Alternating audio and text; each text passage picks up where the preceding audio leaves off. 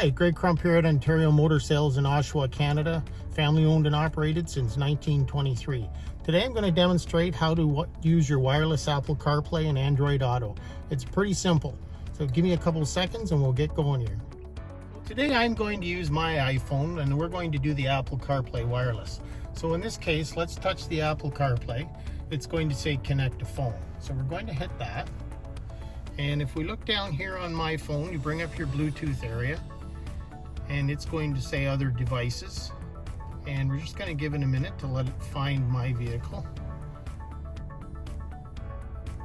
There's my Cadillac. Now that's come up, so we're going to touch my Cadillac. And in this case, it's going to ask permission to pair. So we're going to hit pair here and pair here on your phone. Now it's asking me for my contacts. If this was your own vehicle, you would load all of your contacts from your phone into the system. In this case, for demonstration purposes, we're going to say don't allow. And in this case, it's going to come back in. It's going to bring out the invitation part. We're going to hit continue. It's going to use CarPlay. It's asking for permission to use CarPlay.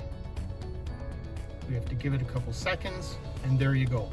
What you have now is basically what the front of your iPhone looks like when you're using your apps, if I bring that up, and what your screen looks like. So now your phone is paired with your screen and you can use it at your leisure. That's basically all there is to it. If you want to know a list of connected services available for this phone, you can go to gmtotalconnect.com just to make sure that your phone is compatible with this system. It's really that simple.